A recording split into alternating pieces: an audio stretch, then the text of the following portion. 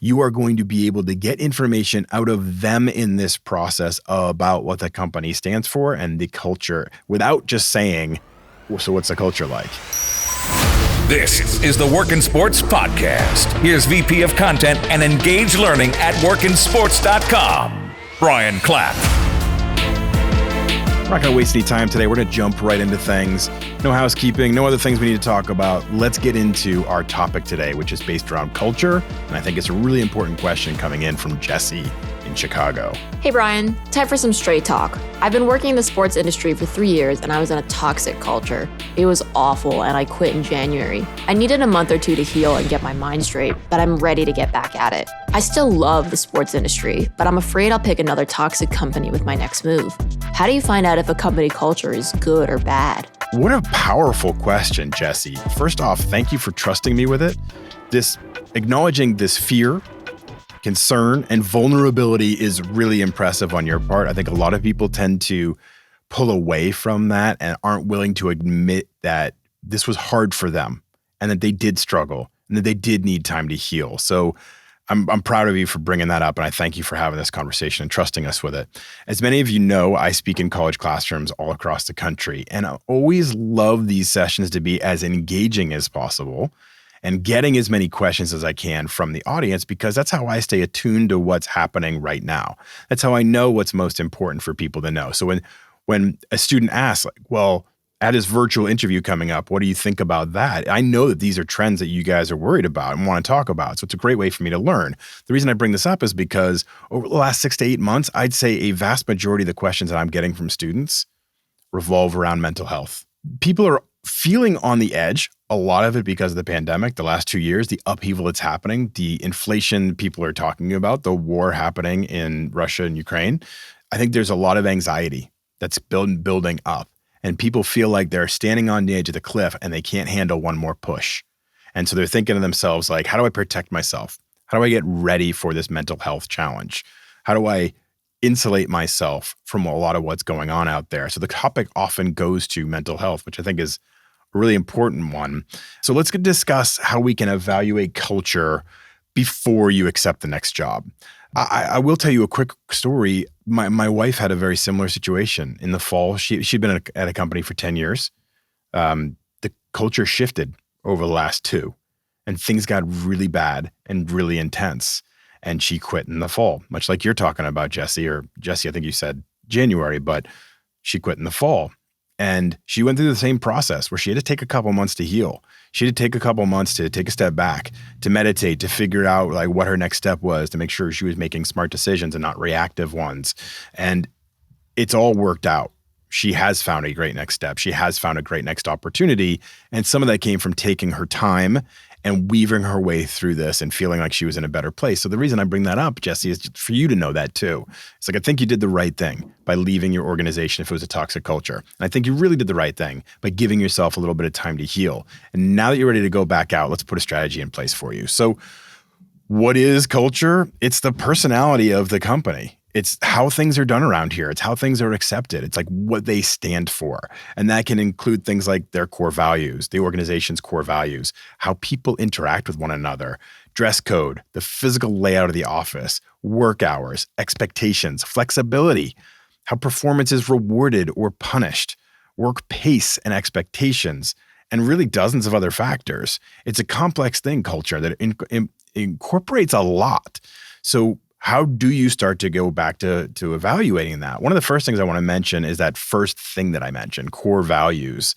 I think the best organizations that I've either worked with, consulted with, met people within are those organizations that know what they stand for and they're transparent about it. So they have core values. They say, this is who we are. This is how we staff. This is how we expect everybody to act. And the best businesses establish that. It's one major thing to be looking for, because that level of transparency is not as common as you think. I'm going to get into questions you can ask during an interview because I think that's one of the best ways to discover a company's culture. But I do think one of those best questions is, what are the core values of your organization? And if the other person, the person you're talking to, can't articulate them, if they can't express what you stand for or who you are as a company, who they are as a company, it's a big red flag. Before we get into all those questions, I want to start with some other things you can do based on available information. When we're talking about culture, Jesse, anybody else listening, you have a lot of steps to start to learn. So you're going to evaluate and observe the interview process on the phone, on a video, in person, the work environment. You're going to observe a lot of things. But let's talk about research. Good places to start doing your research when you get asked to be part of an interview process before you're going to make any kind of a career decision. The company's annual report is actually a really good one.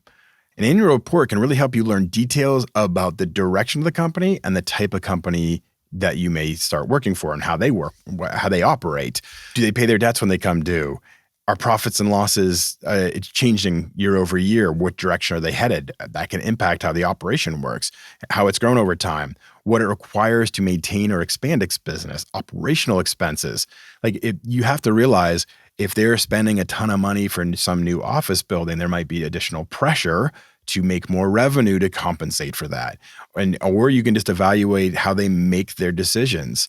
Think of these questions and what you can gather as research through the lens of culture. If staffing has gone down, is that a red flag, right? Is it a place that people are leaving? Are they having trouble hiring because the people have questions about it? Are they trending lower on revenue? Is that going to be a panicked culture? If their numbers are going down, is it going to be really urgent and crazy and over the top and expectations are going to be out of whack with reality? And the flip side too, you could read this and see really positive things. Their hiring numbers have gone up. They've got a new office building. These good things are happening. They're more profitable than ever. They launched a new product line. It's super successful. There's good buzz about them. So that's a good way to start to learn is by looking at that. The company's annual reports. Also go to the company website. Now remember, this is something that's crafted by them, so they have to look at it with a grain of salt. But how do they talk about themselves? Read between the lines a little bit. Are they talking about an urgent, fast-paced culture? Is that right for you? Are they talking about their expectations? Are they talking about their core values or what they believe in? Do they have a video of the office and the work environment? Do you get any kind of a vibe from that? So that's a good way to start to learn, but then also third-party sites. You can go to an employment review site like Glassdoor and see what people are saying. Now, again, read that sometimes with a grain of salt because sometimes those who have grievances are much more likely to speak up and complain on a site like Glassdoor than those who really liked the experience. So you might see things that look out of whack. Just take them all in as data points, okay? If a company has a reputation for treating its customers poorly, like if you're reading reviews on Glassdoor that says that we were treated poorly as a vendor of theirs, that's usually a red flag that they're probably going to they're not going to treat their employees any better. Like if they are bad with customers and they don't pay their bills or they are hard to work with, that might say something about the culture. So start to evaluate that as well. Be really observant. So listen, we are definitely dealing in a world where there's not as much in-person interviewing. There's more now than there was 6 months ago and a year ago. But if you're in the building and you're on site, observe how employees interact with one another. What are you seeing out there? Really be observant. Think of yourself like a detective that day that you're trying to get clues into the culture. It's super important. How's everybody dressed? What's that say about the environment? What's their level of professionalism? How are they behaving? If you're sitting there in the waiting room and you hear a bunch of people dropping F-bombs and being all crazy and over the top or whatever, is that the right vibe? Maybe it is. Maybe that's exactly what you want. But again, you're just evaluating for your personality. I'm not here to tell you what's right or wrong. I'm trying to tell you tips that you can use to evaluate what's happening there. Are there pictures of the company softball team on the wall? You know, are there pride moments of the staff together? Did they do a team event at the Special Olympics or something like that? And you see them in the lobby or something of that nature. Do they have any awards up on the wall that shows them as the best place to work in their local county or jurisdiction or nationally? Do the employees look happy? Does the environment feel upbeat? These are all things you need to start to be observant about. And remember, when you're in an interview process, you are evaluating them as much as they are evaluating you. So these are things to look for and be observant of. When you're sitting in a waiting room, is it clean? Is it a mess? Do they communicate well? Does the person that greets you seem happy to be there? These are all things you need to cue in on because that can be indicative of culture. If people are not seeming happy and good and upbeat, well, that could be a sign that people are overworked and over higher expectations and they're not getting the tools that they need. And all these things can be part of the indications of what's happening. Now, the most important piece of advice I can give you, unless you know somebody working at the company you can talk to directly, the person you interview is going to be your linchpin to information. You are going to be able to get information out of them in this process about what the company stands for and the culture without just saying, well, so what's the culture like? You're going to have to be a little bit, I don't want to say sneakier, but you're going to have to be a little bit more subtle than that. So if you're not going to get a very useful or illustrative answer, if you say something like, what's the culture like? So let's dig into a couple other questions that can start to help you. Does the company have a standard set of values? I believe the most progressive companies understand their culture, the importance of it, and the influence it has on everybody working within. So if they have a standard set of values, they should know it. It's exactly what I talked about earlier in core values. You should be ready to ask a question like that and expect a really good answer. Because if somebody can answer that quickly and detailed and really hit on what's important and aligns with you, who you are, that's a good start. Here's another question. How are decisions made around here, and what type of decisions would I make? See if the company has a participative, somewhere in there. You know what I'm saying? If they want everybody to participate in the management, right? Because some people have this, some organizations will have a system set up where it's like, we're the decision makers and you're the executors. Well, a good culture should understand good ideas come from everywhere and should allow people to be part of the process. So asking, how are decisions made around here? Is it top down or is it inclusive? It's a good question. What's the career path for this position? An important part of culture is how you feel embodied and embraced by the organization. So if you ask a question about career path, where can I go? How does this develop? What is my ceiling here? Again, someone should have a really good answer for that. And if they don't have clarity, then that is a sign possibly that they don't have they're not looking at you as a developmental piece. They're looking at you as a stopgap to fill a spot. And that might not be what you're looking for. How is performance evaluated? How is risk-taking encouraged? What happens when people fail? These are all really important questions to start to understand processes. I know I asked a question like this when I was interviewing for a job, not recently, but actually when Work in Sports was acquired by iHire and I had my first meeting with the person who is now my new boss, I asked some of these questions. It wasn't a formal interview, but I asked some of these exact type of questions because I wanted to understand what this environment was going to be like. And I remember asking what happens when people fail. And my boss, Michelle, who is fantastic, really gave this really cool story about a failure that she had. And she explained that. And she's like, I messed up and I did this thing. And I went to the CEO, her boss, and explained it to him and said, I messed up. I made this big mistake. Here's what I did. Here's how I'm fixing it so it never happens again. And he's like, okay. You seem to have your arms around it. And she told me that. And I was like, that's a really good way of getting across what this culture is like, is that it wasn't fire and brimstone. It wasn't punitive. It was, okay, I get it. It sounds like you made a mistake. You understand what the mistake is and you have a plan to succeed going forward. Okay, great. Let's go. That's great. I hear that and I'm like, awesome. That's a great way for me to understand what the culture is like.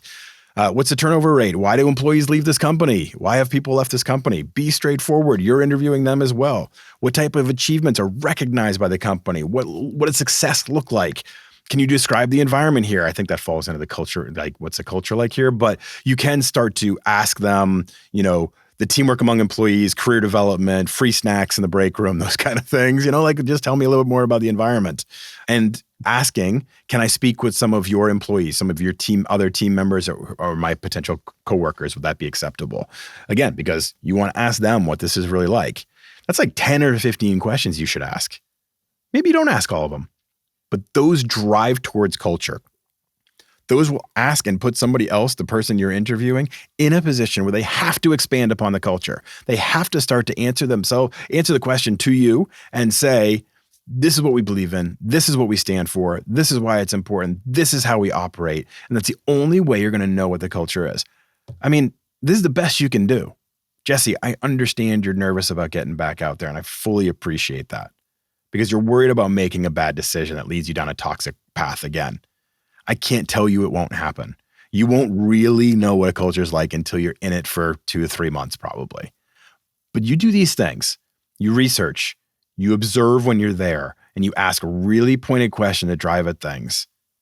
You're going to put yourself in the best position to be in a good environment and know whether you can say yes or no. You're going to inform yourself to make a good decision. And I think that's all you can ask to do in this process, at this point of the process. And trust me, there are a lot of really great culture fits out there in the sports industry. So I'm sure you'll find your match, Jesse. Thank you for trusting me with that question. It was a really cool one. I'm glad we got to dig into that. Okay, coming up on Wednesday, Sam Fisher, who's a stadium experience manager for the Tennessee Titans. Here's why I love this conversation. For one, Sam is really smart and very personable. But she worked for 7 years in minor league baseball, and a lot of our conversation gets around why that's a great training ground. We've talked about it before. She gives the real hands-on, and after 7 years in minor league baseball, when she went to jump to the NFL, they looked at her like, oh, we know what it takes to work in minor league baseball. We know you've done a little bit of everything. We trust you're ready for this step. And now she gets into what it's like working in the NFL, being the stadium experience manager, really working on fan engagement, facility, day of game experience. Really cool interview, something we haven't covered a ton on this show. So she really gets into her role and that process. And I'm telling you, if you're listening, you're going to think to yourself, that might be something I want to pursue, because it's a really cool conversation. So listen in for Sam Fisher on Wednesday. Thanks for listening, everybody. Please rate, review, and subscribe wherever you listen, and send us your questions. We're always looking for great questions from our audience. Send them to me through any of our social media channels. Send us a video of you asking the question. We'll put it into the show itself, and we'll put it on our YouTube channel. Email me, bclapp@workinsports.com. Like, these are the ways you can communicate with us. Let us know the questions you want answered, because that's how we help you get the answers you need for your sports career. Thanks for listening, everybody. Appreciate all of you.